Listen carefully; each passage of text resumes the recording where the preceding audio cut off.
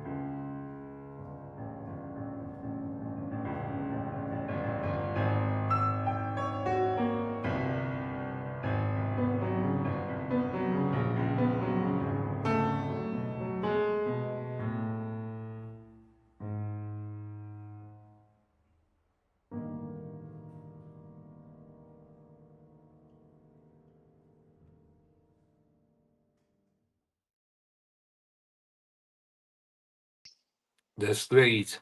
And you play the piano. How do you feel about playing the piano? How did you start practicing? What do you recommend to a musician who wants to be a good pianist? It's a very difficult instrument. I think Horowitz said that it's very easy to learn the beginning, but it's very hard to master that instrument. So this is a specific instrument when, of course, you can have two hands, and you can hear the polyphony. You can also, but it's very difficult regarding finding the final interpretations, finding the colors on the piano, working on the sound quality. Every singer has own voice, own color, but also on the piano you can find that. And this kind of level of musicianship is really difficult. And for being a good pianist, I recommend to be a good musician. So I always consider being good pianist doesn't mean only to be a good pianist, but if you're going to look even also of those great masters, even like the great masters, like a Polish great master, for example, like Paderewski, he was also good composer, and all the other great masters of nowadays. Okay, so there are not only piano virtuosos, even like Liszt, for example, back in time. So all of the kind of activities like being a performer, Schumann in his diaries mentioned that it's great to perform in the choir as a being good pianist also, So not only playing piano, of course, gating techniques you have to practice a lot, but I think also daily life, going to museums, experiencing life and art is also part of learning the piano, because piano is the only medium that we share music. It's a medium that we can have orchestra because we have so many, of course, possibly we have 10 fingers, so it's a polyphonic instrument. It's not monodic, which is actually great. And you can achieve a sounds that you can have from orchestra. A lot of great masters in the history of music. I'm just recalling now Stravinsky, who composed orchestra music mostly on the piano, right? They use the piano as a medium of kind of a notebook. We have nowadays laptops, notebooks, so upright piano was for them. This kind of laptop. And I think for being a musician and a pianist is also necessary. And piano is a good start for being, even if you don't want to be later a musician, it's a great start to actually to feel the music and feel what music is about. And so that's my concern and I would say my reflections regarding that. That's great. And you also compose, right? And where do you draw inspiration to compose? Well, composition is a different stuff, like something very personal. I personally also feel it. Even I have some students for composition. I feel it's very difficult to teach composition.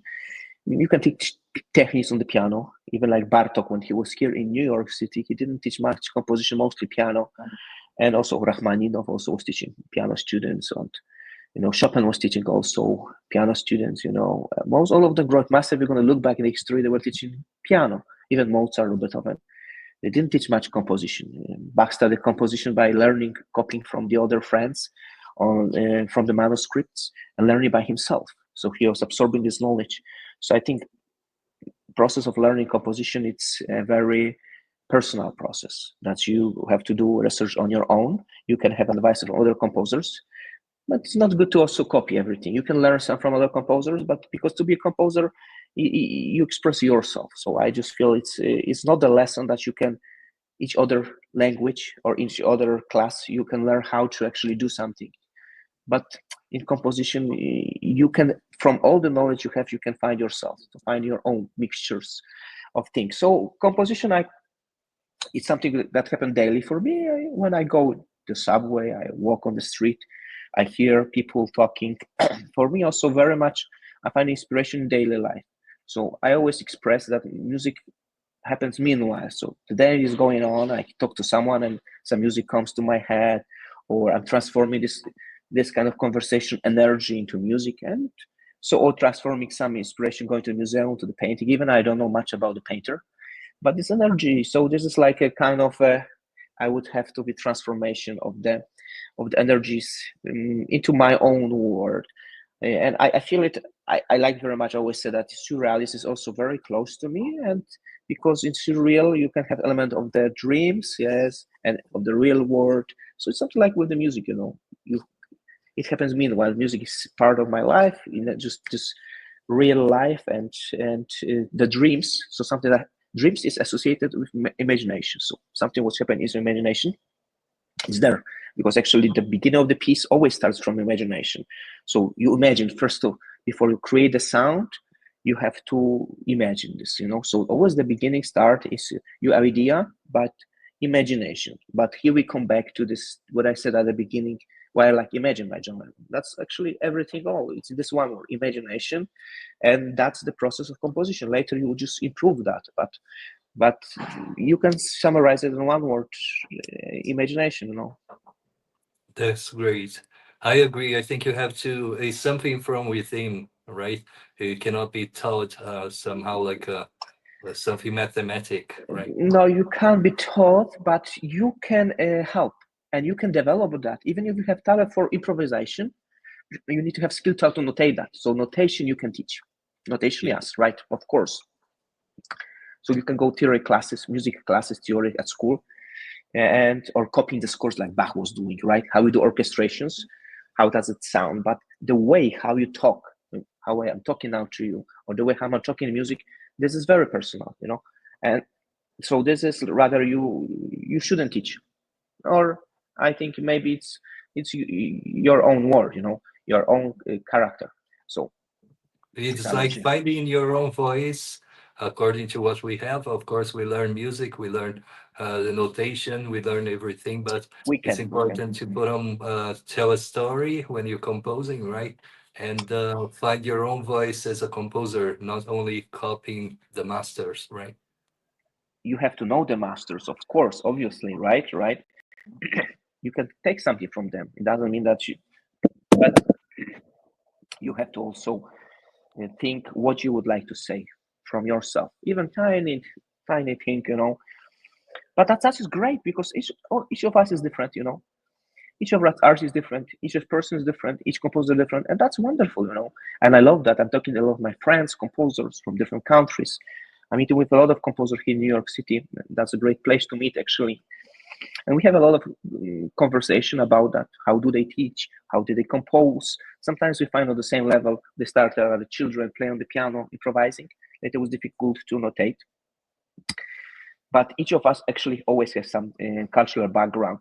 So nowadays maybe it's different because it's multicultural. All the things are blending, crossing, crossroads of all of the techniques. But every person has own personality. I would say every person has different DNA,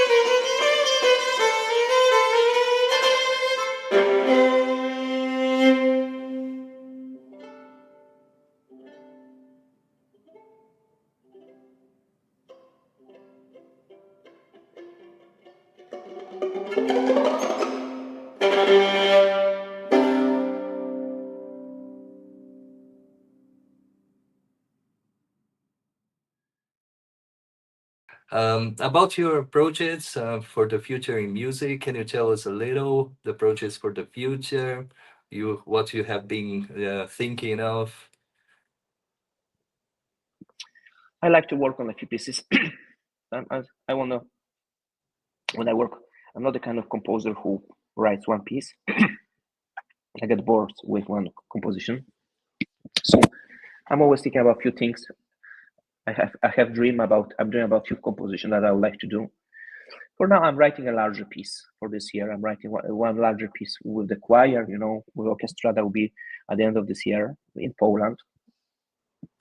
But also, actually, I'm also thinking about some chamber works, a few chamber works. I have to finish my string quartet number 3.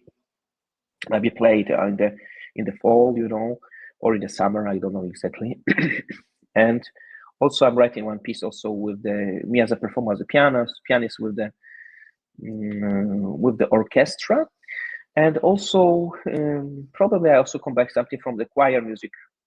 I have a few projects also with the choir music in Europe. Now doing a couple of recordings of my works. That's also another project of coordination. I had just recently a piece played as music for, and that was for marimba. Maybe that will be recorded, for the David Moliner, a very good composer and percussionist. So he'll be doing recordings of that. I'm gonna have a piece also in for cello solo for New Music Festival in Krakow, where I come from. That will be in a week. Last week I had my string quartet in memory of Professor Penderecki. Also planning some pieces actually for performance in memory of John Paul II, the Polish Pope who passed away. That will be in the summer. My dream, I'm still working. The largest project is now I'm working on some opera, but I don't know when will be performed and when will be stage or perform. I don't know, the stage or just performance on a few instruments. But I'm working on this is a larger piece. I've been working for a while, and it's a chamber opera would be a larger work, yes. But for Lublin, it's also interesting because I'm writing a piece studying a lot. And this is for the medical university anniversary, and I'm thinking about the composition that will that will also incorporate the names of the Nobel Prize winner in medicine, all the history. Never actually, not many people wrote pieces about medicine, about doctors or something, but it's something very important, to pay tribute to them and look back into that. I'm trying to also incorporate some letters of the patients who are thankful for this, what they've done in the history, coming back from the ancient times, ancient China, ancient Greece, and going back to the modern times.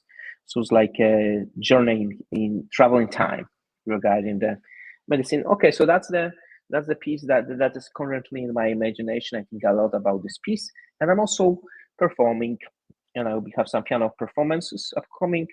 Recently, I added my own ending of this new Discover actually waltz here in New York City. I'm going to also go probably in 2 weeks again to Morgan Library. Next to Polish Consulate is a Morgan Library. That's where I have all scores. There's Liszt Sonata B minor, but also Chopin scores, including the Polonaise A flat major and E major sonata, etude. And there's the one page of that unknown piece, waltz, that actually was discovered as a waltz, so unfinished. And I created my own answer to that. And I played also in Poland a couple of times in this summer.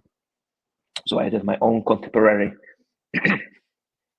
let's say, not ending, but maybe dialogue to this letter from Chopin, because I think he left a letter. He left only one page of the score, maybe written for his student. Who knows? And that's what I did. That sounds amazing. And we're gonna listen to something of you playing in the end of the video. And if I want to listen to your work, should I browse on YouTube? What channels do you recommend for finding your work?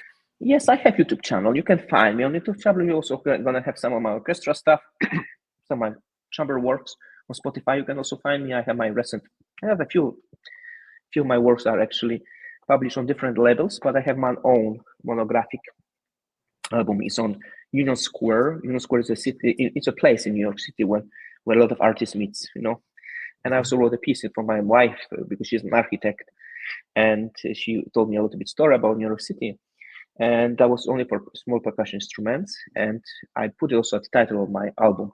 You can find a lot of my chamber works there, but also my website. You can find some recordings, and on YouTube and SoundCloud, I have also some older regular recordings. That's what comes to my mind at the moment. Probably that, yes. Yeah. Great. And what is your website, please?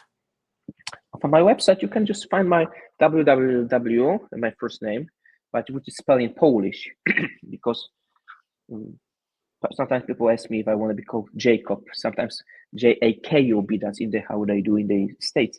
But I stay with the Polish alliteration, so Jakub, which means Jacob, of course, but Polaczyk.com. So it's my first name, last name.com. That's my website. Fantastic. So tell us a little bit about the trips you have taken. You have learned music in different countries. What is the importance of the language in this process of being a musician, international musician, in your case? Yes, I think this question is also important because you see, for example, in my case, I didn't only get education in one country. I was born in Poland. I got an education, main education in Poland. When I was a student, I liked to also travel a lot. I was a couple of times in Asia because I love very much Asian sense of time, but I was also in Belgium for a Socrates exchange. And then I came to the United States, and I've been living here for more than 12 years, right? And I see the differences. I see a differences or perception of music, also so much sense of time, sometimes different cultures or kind of different, let's say, duration of interest of particular things, in the music. Also, the way for different countries, different things are more important than for the others. For example, this one emphasized that education, the other emphasize different points in music. I thank you very much for being here with me, sharing something about music, about your career. It's a pleasure for me to be interviewing you. It's my pleasure. I also want to add, because we are now with Brazil, I have very nice memories with Brazil, actually. I remember it was very, very hot time season. I was there like 2019. I was in Sao Paulo. I had some lecture about my music presentation, but also in Brazil. And the orchestra in Brazil, there was very good feedback. And I met wonderful, actually, artist who painted to my music. And I want to say in my music, I envision this as a painting, drawings. So I see colors. And she came to me and she showed me the drawing of my composition. I said, that's great.